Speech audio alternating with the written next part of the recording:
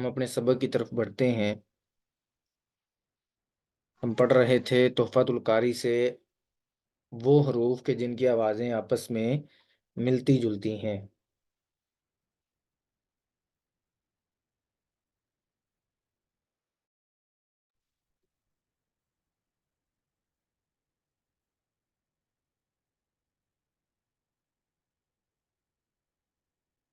ان حروف میں سے ہم نے حمزہ اور عین ان کے قواعد پڑھ لیے ہیں، اور اس کے بعد تا اور طا ان کے قواعد ہم نے مکمل کر لیے ہیں الحمدللہ۔ جی، یہاں پہ پھر مجھے یاد آ گیا کہ میں نے آپ کو جو بھیجنی تھی ریکارڈنگ ان کی پریکٹس کے لیے، وہ کل پھر نہیں بھیجی۔ تو دراصل رمضان میں مصروفیات ہیں ہماری، مطلب اس طرح اکیڈمیز کے حوالے سے بھی، اور پھر ظاہری بات ہے جو عبادات ہوتی ہیں رمضان مبارک میں، اس حوالے سے بھی۔ تو آپ کوشش کیا کریں، آپ میں سے کچھ بہنیں جو ہیں نا وہ میسیج پہ ہمیں ریمائنڈ کروا دیا کریں، تو پھر جب یاد دہانی ہوگی نا تو پھر انشاءاللہ کوئی نہ کوئی وقت نکال کے میں ریکارڈ کر کے بھیج دیا کروں گا انشاءاللہ۔ تو یہ تا اور طوا اس کی بھی ہم نے کل پریکٹس بھی کر لی تھی اور ان کے قواعد بھی پڑھ لیے تھے۔ آج ہم شروع کر رہے ہیں انشاءاللہ العزیز سا، سین اور صاد۔ یہ تین حروف ہیں جن کی آوازیں آپس میں ملتی جلتی ہیں۔ سا، سین اور صاد، یہ تین حروف ہیں جن کی آوازیں آپس میں ملتی جلتی ہیں، تو ہم نے ان میں فرق کرنا ہے۔ سب سے پہلے ان کی جو ڈیفینیشنز ہیں ان کے تحت، اور اس کے بعد ان کی مثالوں کے تحت، اور تیسری چیز ان کی پریکٹس کے تحت۔ تو سب سے پہلے سا کی آواز، جو کہ الف با کے بعد آتا ہے، سا، تا کے بعد، سوری، الف با تا اور اس کے بعد سا۔ سا جو ہے باریک اور نرم ہوتی ہے۔ سا کی آواز باریک باریک اس لیے ہے کیونکہ نہ تو یہ خص ضبط انقز میں آتا ہے، اور نہ ہی یہ شبہ مستعلیہ میں سے یعنی الف لام را میں سے ہے، تو اس لیے سا کی آواز باریک ہوتی ہے۔ حروف مستعلیہ کے علاوہ اور شبہ مستعلیہ کے علاوہ جتنے بھی حروف ہیں وہ سبھی باریک پڑے جاتے ہیں۔ تو سا جو ہے وہ انہی حروف میں سے ہے۔ تو سا کی آواز باریک ہوتی ہے، اور دوسری چیز یہ نرم ہوتی ہے، اس کو بہت نرمی سے ادا کیا جاتا ہے، جیسے نثرن۔ اور اس میں یاد رکھیے گا، آپ سیٹی نہیں ہونی چاہیے، اگر آپ نے یہاں سیٹی لگا دی تو وہ سین بن جائے گی، تو اس کو آپ نے نرمی سے ادا کرنا ہے، نثرن۔ تو اسی کے ساتھ ساتھ میں کوشش کرتا ہوں آپ کو ان کے مخارج بھی دکھا دوں کہ یہ کہاں سے ادا ہوں گے۔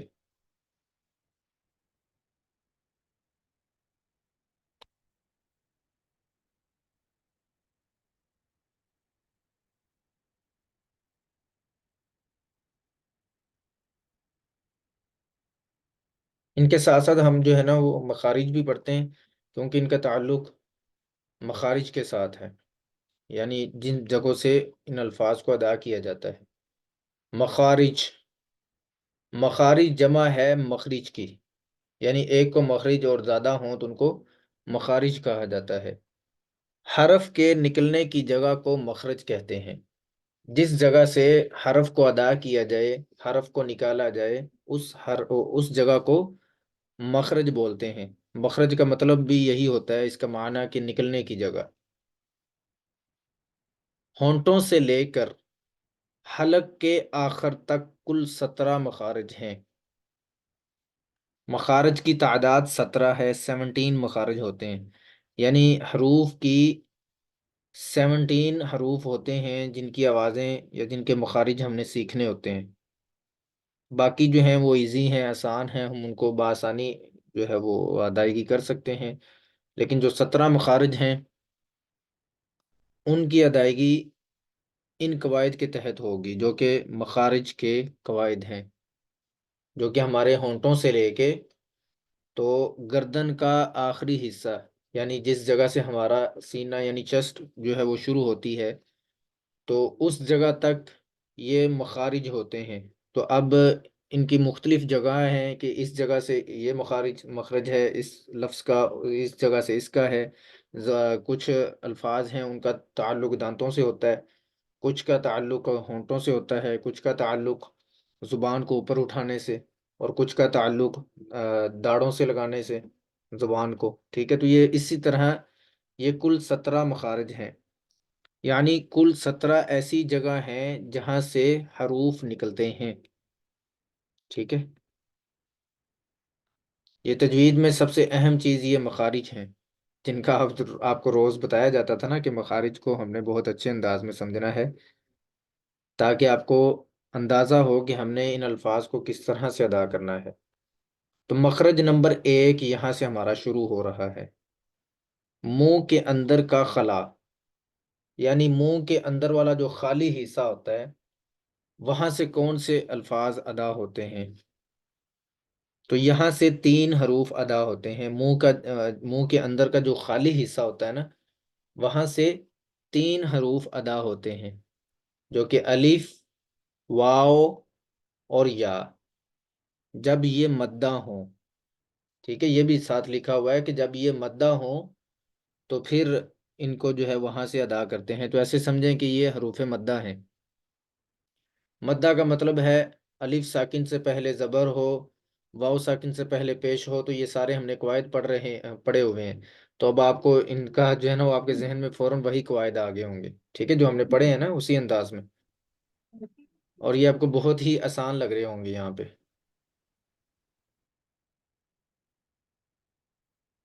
تو الف، واو، یا، یہ 3 حروف مدہ ہیں۔ الف ما قبل زبر ہو تو الف مدہ، واو ساکن سے پہلے اگر پیش ہو تو واو مدہ، یا ساکن سے پہلے زیر ہو تو یا مدہ، جیسے با، بو، بی۔ تو آپ ان کو جب پڑھیں گے، آپ ابھی جو ہے وہ ٹرائی کر کے دیکھ لیں کہ یہ منہ کے اندر کا جو خلا ہے، خالی حصہ ہے، وہاں سے ان کی آوازیں ادا ہوتی ہیں، جیسے با، بو، بی، ٹھیک ہے؟ تو یہ 3 حروف ایسے ہیں کہ جو منہ کے خالی حصے سے ادا ہوتے ہیں۔ مخرج نمبر 2، اقصی حلق، اس کا نام ہے مخرج نمبر 2 کا، یعنی حلق کا آخری حصہ۔ حلق میں نے آپ کو بتایا تھا کہ یہ ہماری گردن مکمل حلق ہے، اور پھر اس حلق کے 3 حصے ہیں، ہماری گردن کے 3 حصے بنائے گئے ہیں، جس میں جہاں سے ہماری گردن شروع ہوتی ہے ایک وہ حصہ ہے، اور جہاں پہ گردن ختم ہوتی ہے اور ہمارا منہ جو چہرہ ہے وہ شروع ہوتا ہے تو ایک وہ حصہ ہے۔ یہ دونوں شروع میں اور آخر میں 2 حصے ہو گئے، اور ایک سینٹر میں حصہ ہوتا ہے، ٹھیک ہے؟ تو یہ اس طرح سے حلق کے 3 حصے بنتے ہیں، یعنی ہماری گردن میں 3 حصے ہیں، اور ان تینوں حصوں سے کچھ حروف ادا ہوں گے، وہ بھی ہم پڑھیں گے انشاءاللہ۔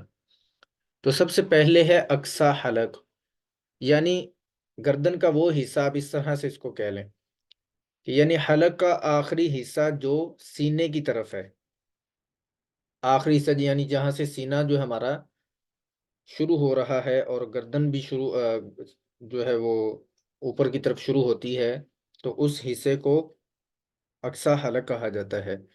تو یہاں سے 2 حروف ادا ہوتے ہیں، حمزہ اور ہا۔ ہا جو ہے یہ اس جگہ سے ادا ہوتا ہے جہاں سے ہماری گردن شروع ہوتی ہے، سینے کے پاس، ٹھیک ہے؟ ہا، یہ وہ 2 آنکھوں والا ہا ہے، ٹھیک ہے؟ اور حمزہ، یہ 2 حروف ہیں، حمزہ اور ہا، حمزہ اور ہا، تو یہ دونوں اقصی حلق سے ادا ہوتے ہیں، یعنی جس جگہ سے ہماری گردن شروع ہوتی ہے۔ تو ہم نے پڑھا بھی تھا، آپ کو یاد ہوگا، حروف حلقی، حروف حلقی کی تعداد 6 ہے، حمزہ، ہا، عین، حا، غین، خا۔ تو یہ اسی ترتیب سے انہوں نے بنائے ہوئے ہیں، اسی ترتیب سے لکھے ہوئے ہیں، تو ان کا نام بھی اس لیے ہے حروف حلقی، کیونکہ وہ 6 کے 6 حروف حلق سے ادا ہوتے ہیں، یعنی گردن سے ادا ہوتے ہیں۔ تو ان میں سے 2 ہم نے پڑھے ہیں جو کہ حمزہ اور ہا ہیں، یہ اقصی حلق سے ادا ہوتے ہیں۔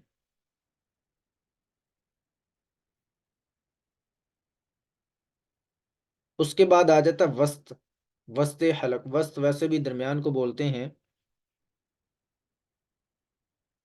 مخرج نمبر 3 ہے وسط حلق یعنی حلق کا درمیانی حصہ، ہماری گردن کا درمیان والا حصہ، یہاں سے بھی دو حروف ادا ہوتے ہیں۔ تو ہر حصے سے، گردن کے ہر حصے سے دو دو حروف ادا ہوں گے۔ جیسے کہ جہاں ہماری گردن شروع ہوتی ہے، جو اقصی حلق تھا، تو وہاں سے دو حروف ادا ہوئے، جو کہ حمزہ اور ہا، یہ دو تھے۔ اب یہ ہے وسط حلق، گردن کا درمیان والا حصہ، یعنی حلق کا درمیانی حصہ۔ تو یہاں سے بھی دو حروف ادا ہوتے ہیں۔ کون کون سے؟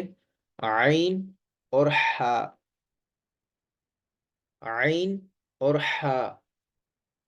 تو سب سے زیادہ جو پریکٹس کرنی پڑتی ہے نا ان دو حروف میں، اور تیسرا وہ ضاد، سواد کے بعد جو ضاد آتا ہے نا، اس کی پریکٹس کرنی ہوتی ہے۔ تو یہ آپ نے یاد رکھنا ہے کہ درمیانے حلق سے، یعنی وسط حلق سے، یہ دو حروف ادا ہوتے ہیں، عین اور حا۔ اور جو ہا ہے، دو آنکھوں والا، وہ اقصی حلق سے ادا ہوتا ہے، یعنی جہاں سے گردن شروع ہوتی ہے۔ تو یہ آپ نے بہت اچھے انداز میں سمجھنا ہے ان کو انشاءاللہ العزیز۔ اگر کسی قسم کا بھی آپ کو کوئی مسئلہ ہو ان کو سمجھنے کے حوالے سے، ہمیں یہ بار بار بھی اگر پڑھنے پڑے، سیکھنے پڑے، تو انشاءاللہ العزیز میں آپ کو سکھانے کے لیے تیار ہوں، اور سکھاؤں گا بھی انشاءاللہ، ٹھیک ہے؟ اگر آپ پرسنلی اگر آپ کو پوچھنا چاہتے ہیں ان کے حوالے سے، آپ کو کوئی سمجھ نہیں لگی کلاس میں، تو آپ پوچھ سکتے ہیں انشاءاللہ۔ آپ کے ہر جو بھی ہماری مائیں اور بہنیں ہیں جو اس کورس میں ایڈ ہیں، ان میں سے بہت ساری خواتین بہنیں ہم سے سوالات کرتی ہیں، پرسنل میں پوچھتی ہیں، مطلب کسی قسم کا ان کو کوئی مسئلہ درپیش آ رہا ہوتا ہے قرآن کریم کی ریڈنگ کے حوالے سے، دعاؤں کے حوالے سے، تو ہم اسی کام کے لیے الحمدللہ وقف ہیں۔ تو آپ جو ہے وہ جب بھی ہماری ضرورت پڑے اس حوالے سے، تو آپ ضرور ہم جو ہے وہ اپنے سوالات بھیجا کریں، ٹھیک ہے؟ تو ہم انشاءاللہ العزیز جیسے ہی آپ کے میسیج دیکھیں گے تو آپ کو رپلائی کر دیا کریں گے انشاءاللہ۔ تو وسط حلق یعنی حلق کا درمیانی حصہ، یہاں سے بھی دو حروف ادا ہوتے ہیں، عین اور حا۔ عین اور حا، یہ دو حروف ہیں جو کہ حلق کے درمیان سے ادا ہوں گے۔ چوتھا مخرج ہے ادنا حلق۔ ادنا حلق وہ ہے جہاں ہماری گردن ختم ہوتی ہے اور ہمارا چہرہ جو ہے وہ شروع ہوتا ہے، یعنی حلق کا وہ حصہ جو منہ کی طرف والا ہے، ٹھیک ہے؟ یعنی گردن کا وہ حصہ جہاں گردن ختم ہوتی ہے اور ہم اوپر جو ہے ہمارا چہرہ شروع ہو جاتا ہے۔ تو یہاں سے دو حروف ادا ہوتے ہیں، غین اور خا۔ ہم نے اسی ترتیب سے جو ہے نا وہ یاد کیوں میں پہلے حروف حلقی، حمزہ، ہا، عین، حا، غین، خا۔ تو جن بہنوں نے یہ یاد کیے ہیں تو ان کو ان ترتیب کا پتہ ہوگا، اور ہم نے بیسیکلی یہ مخارج کے لحاظ سے ہی ان کو یاد کیا ہے۔ حمزہ، ہا، عین، حا، غین، خا، یہ 6 حروف ہیں، اور ان کے 3 مخرج ہیں، یعنی 3 جگہوں سے یہ نکلیں گے، اور یہ دو دو کر کے ان کے مخرج بنے ہوئے ہیں، ٹھیک ہے؟ یعنی ایک حلق، ایک مخرج سے 2 حروف ادا ہوتے ہیں۔ جو گردن کی طرف ہے، جس کا نام اقصی حلق ہے، تو وہاں سے 2 حروف ادا ہوتے ہیں، حمزہ اور ہا۔ اور وسط حلق سے، درمیانے حلق سے، عین اور حا، یہ 2 حروف۔ اور اسی طرح ادنا حلق سے 2 حروف، غین اور خا۔ تو یہ 2 حروف جو ہیں وہ یہاں سے ادا ہوتے ہیں۔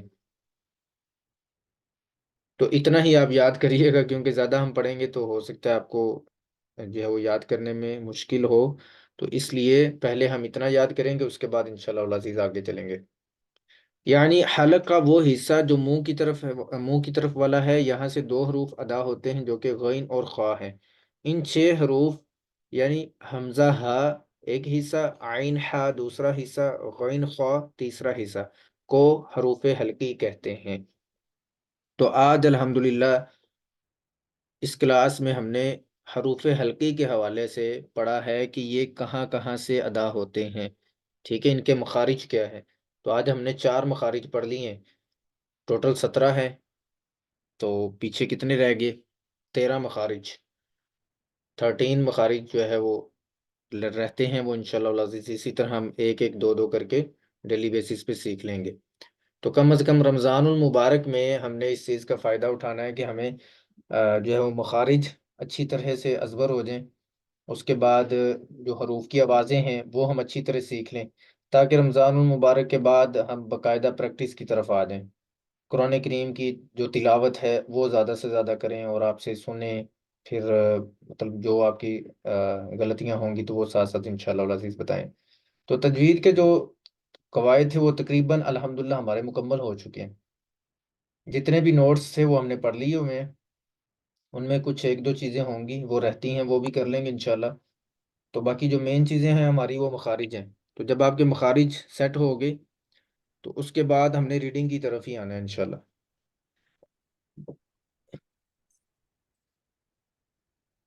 مین چیزیں یہ تھیں کہ کون کن کن حروف کو کھینچ کے پڑھا جاتا ہے، کن کو کھینچنے سے بچایا جاتا ہے، وہ بھی ہمارے مکمل ہو گئے، غنہ کا بیان مکمل ہو گیا، غنہ کہاں پہ کرتے ہیں، اخفا کیسے کرتے ہیں، اقلاب، اخفا، یہ ساری چیزیں، اور اس کے بعد موٹے حروف کتنے ہیں، کون کون سے ایسے حروف ہیں جو کبھی موٹے اور کبھی باریک پڑے جاتے ہیں، اور اس کے بعد حروف مدہ کی کتنی قسمیں ہیں، مدات کی کتنی قسمیں ہیں، رموز اوقاف کیا ہیں، اور اس کے علاوہ وقف کا مکمل بیان ہم نے پڑھ لیا ہوا ہے، اور اس میں رموز اوقاف بھی ہمارے مکمل ہو چکے ہیں۔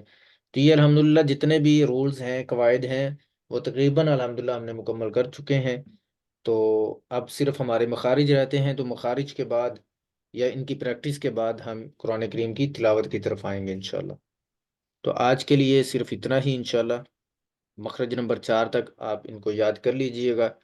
تو یہ کتاب ویسے پہلے ہم نے آپ کو بھیجی نہیں ہے، تو آج کلاس کے بعد انشاءاللہ العزیز یہ بھی آپ کو سینڈ کر دیں گے تاکہ آپ ادھر سے مخارج کو یاد کر سکیں۔ جزاکم اللہ خیر۔ السلام علیکم ورحمۃ اللہ وبرکاتہ۔